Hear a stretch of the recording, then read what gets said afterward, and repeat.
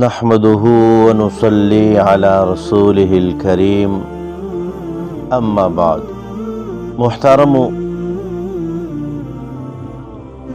د یو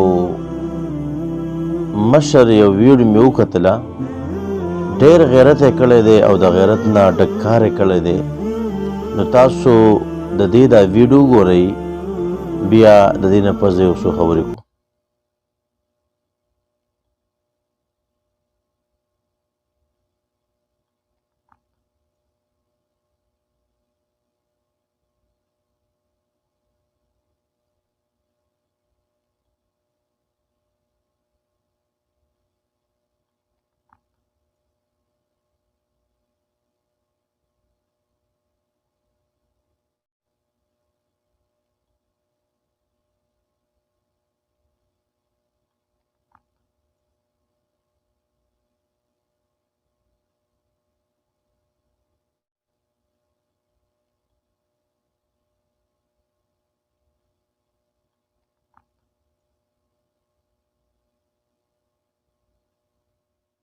محترم، تاسو د دې مشر دا ویډیو کتله چې دا ښایسته پټکې والی دی او ښایسته ګیرې ده، او په یو داسې محفل باندې دا ورغې چې په دغه محفل کې چرته ګانې دي، چرته سندرې دي، ټنګټکور دی پکې.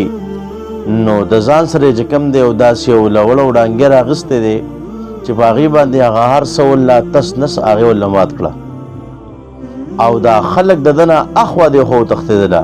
حالانکه یو کس دی او هغه مشر سړی دی، که یو دوه درې کسان پرې راغونډ شول نو والې به هم وي او دا به یې منع کړی، خو چونکې د ده یو ایماني غیرت په زړه کې الله پاک واچو او یو ایماني جذبې ورله په زړه کې واچوله، د هغې د برکت نه دنیا خلک دی خو هغه اخوا دی خو وتښتېدله او ده ته یې څه ونه ویله. نو دا د مسلمان کار دی چې کله په کوم ځای کې غلط کار ویني د هغې نه به خلک منع کوي او د ښه کار به خلکو ته حکم کوي. داسې به نه کوي که خلک هر څه کې دا پې ځان ننګاره کړي. نه، موږ به په زړه کې یو درد لرو، یو غم او فکر به لرو چې خلک به څنګه چې کوم دی په صحیح لار باندې روان شي او څرنګې به چې کوم دی د غلطې لارې نه بچ شي. نو محترمو، دا یو شارټ پیغام و چې ما ستاسو سره شیر کو. نو الله رب عزت دې زموږ په زړونو کې ایمانی جذبه او غیرت پیدا کړي. وما علینا الا البلاغ.